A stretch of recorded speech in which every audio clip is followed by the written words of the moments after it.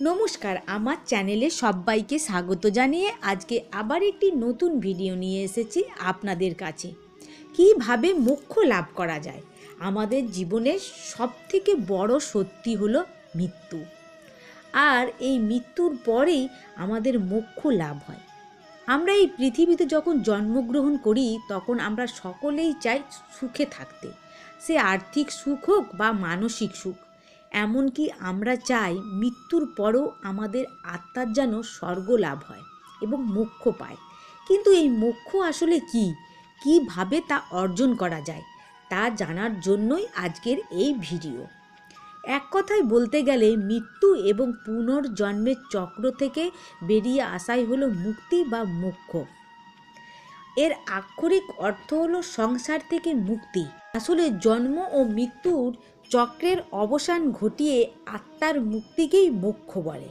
মোক্ষ হলো শাশ্বত সুখ, সুখ ও দুঃখের বাইরে সত্যিকারের আনন্দের অবস্থা। মোক্ষ হলো আত্মার সাথে পরম আত্মার মিলন। আত্মা সর্বদাই মুক্ত থাকে। ইহজগতে জন্মের পর সে কর্মবন্ধনে আবদ্ধ হয়, কিন্তু কোনো ব্যক্তির দেহ ও মন উদ্বুদ্ধ সমস্ত কর্ম যখন নিঃশেষ হয়ে যায়, ব্যক্তি আর কোনো নতুন কর্মবন্ধনে আবদ্ধ হন না, তখন তিনি মোক্ষ লাভ করেন। মোক্ষ লাভের বেশ কিছু উপায় আছে।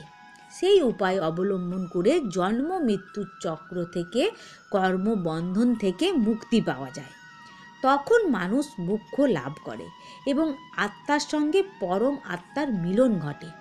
মোক্ষ লাভের জন্য প্রথমে প্রয়োজন আত্ম উপলব্ধি, আর এই আত্ম উপলব্ধির জন্য প্রয়োজন শুদ্ধ, স্থির ও প্রশান্ত মন বা চিত্তের স্থিরতা।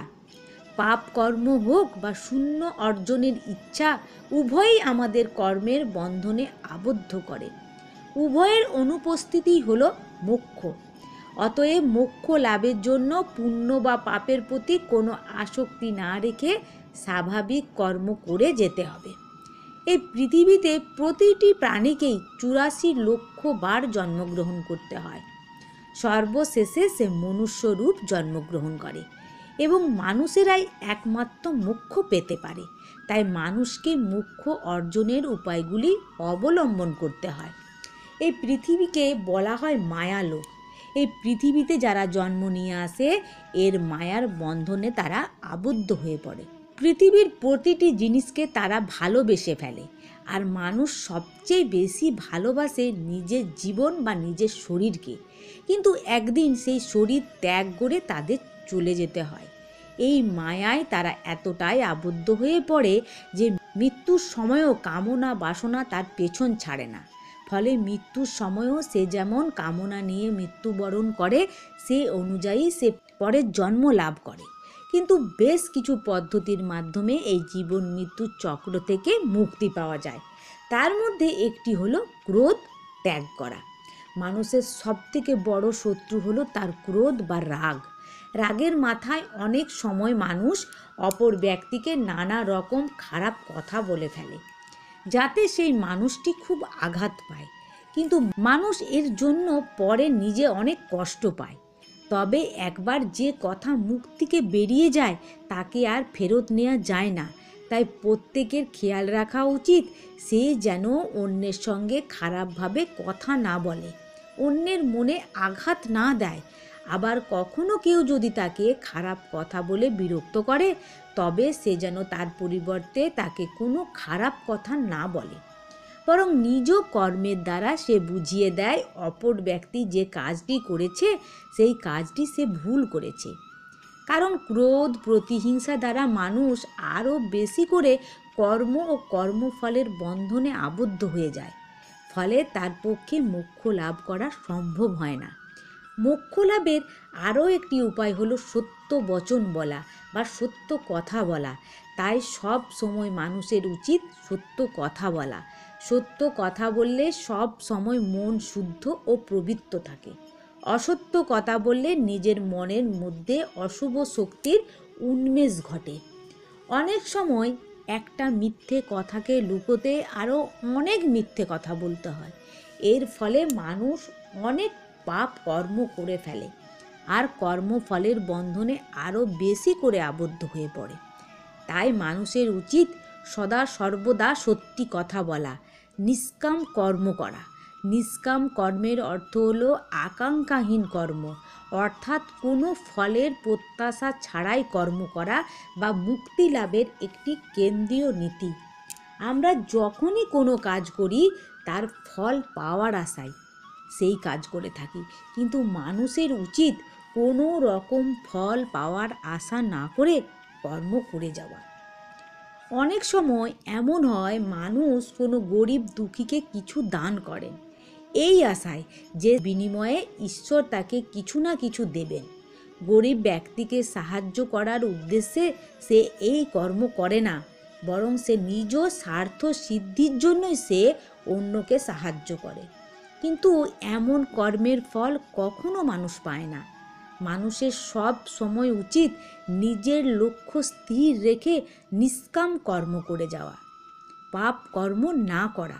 অনেক সময় মানুষ এমন অনেক কর্ম করে যে কর্ম করতে গিয়ে সে ভাবে তাকে কেউ দেখতে পাচ্ছে না, কিন্তু এমনটা কখনোই নয়, তাকে ভগবান নিশ্চয়ই দেখছেন। মানুষের সমস্ত কর্মের ওপর ঈশ্বরের লক্ষ্য থাকে, তাই সেই খারাপ কর্মের ফল তাকে পেতে হয়। আর যদি খারাপ কর্ম অনেক বেশি হয় তাহলে সেই কর্মের ফল ভোগ এক জন্মে শেষ হয় না, ফলে বারংবার তাকে জন্ম নিয়ে এই পৃথিবীতে আসতে হয়। জন্ম মৃত্যুর মায়াজালে সে আবদ্ধ হয়ে পড়ে এবং মোক্ষ লাভ করতে পারে না। মোহ মায়া ত্যাগ। প্রতিটি মানুষ কোনো না কোনো জিনিসের প্রতি মোহাচ্ছন্ন হয়ে পড়ে। সে বিপরীত লিঙ্গের কোনো ব্যক্তির প্রতি আকর্ষণ হোক বা পার্থিব কোনো ব্যক্তি বিশেষ কোনো পরিস্থিতির প্রতি আকর্ষণ হোক। যখনই মানুষ কোনো বস্তু বা ব্যক্তির প্রতি মোহাচ্ছন্ন হয়ে পড়ে তখন সেই বিষয়টিকে নিয়ে সব সময় সে চিন্তা করে বা সব সময় সে চিন্তায় মগ্ন থাকে, সেটিকে পাওয়ার জন্য উদ্গ্রীব হয়ে থাকে। আর সেটি না পেলে তার জীবনে গভীর দুঃখ নেমে আসে, বা যদি সেই জিনিসটি সে পেয়েও যায় তবে সেটি হারানোর ভয়ে সদা সর্বদা সে ভীত থাকে। এইভাবে এই পার্থিব জগতের প্রতি সে মায়াজালে আবদ্ধ হয়ে পড়ে এবং তার পক্ষে মোক্ষ লাভ করা সম্ভব হয় না। তাই যে ব্যক্তি মোক্ষ লাভ করতে চায় তার উচিত পার্থিব জিনিসের প্রতি মোহ মায়া ত্যাগ করা। জন্মের পর থেকেই পৃথিবীর বিভিন্ন বস্তুর প্রতি মানুষের আসক্তি উৎপন্ন হতে থাকে। সেই আসক্তি থেকে সেটি পাওয়ার জন্য তার মনে লালসা আসে, আর যদি সেটি না পায় তবে তার মনে ক্রোধ উৎপন্ন হয়। এইভাবেই সারা জীবন সে শুধু নিজের আকাঙ্ক্ষিত বস্তুটি পাওয়ার আশায় ছুটে বেড়ায়। এই জীবনে মায়া সে আবদ্ধ হয়ে পড়ে, আর এর কারণেই সে সারা জীবন দুঃখী থাকে এবং দুঃখ থেকে পরিত্রাণের জন্য নানা পাপ কর্ম করে। এমনকি মৃত্যুর সময়ও সে এই মায়া থেকে বেরিয়ে আসতে পারে না। মৃত্যুর পরও নিজ কর্ম অনুযায়ী সে স্বর্গ অথবা নরকে স্থান পায়।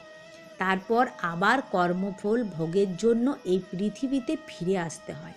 এইভাবেই জন্মচক্র চলতে থাকে, ফলে তার মোক্ষ লাভ সম্ভব হয় না। তাই মানুষের উচিত সব সময় ভালো কর্ম করা, সদা সত্য কথা বলা, রাগ জেদ হিংসা প্রতিহিংসা ত্যাগ করা, লোভ ক্রোধ আসক্তি মোহ মায়া থেকে নিজেকে দূরে সরিয়ে রাখা, সৎ কর্ম করা, সত্য কথা বলা, অন্যের প্রতি ভালো আচরণ করা, জীবে দয়া দেখানো, আর এই সব কর্মের দ্বারাই মানুষের মোক্ষ লাভ সম্ভব। মানুষ জন্মানোর পর যতদিন এই মায়ালোকে থাকে ততদিন সে তার কর্ম করে। মৃত্যুর পর আত্মা কোনো কর্ম করতে পারে না, বরং তাকে কর্মফল ভোগ করতে হয়। তাই মানুষ যত দিন জীবিত থাকবে ততদিন তাকে মোক্ষ লাভের জন্য নিষ্কাম কর্ম করে যেতে হবে, তবেই মোক্ষ লাভ করা সম্ভব। আবার কেউ কেউ মনে করেন আমাদের দেশে 7টি পবিত্র শহর রয়েছে যেগুলোকে মোক্ষ লাভের তীর্থস্থান বলা হয়। এই 7টি শহর হলো সপ্তপুরী নামেও পরিচিত। ভারতের এই 7টি পবিত্র শহর হলো অযোধ্যা, মথুরা, দ্বারকা, বারাণসী, হরিদ্বার, উজ্জয়িনী, কাঞ্চিপুরম।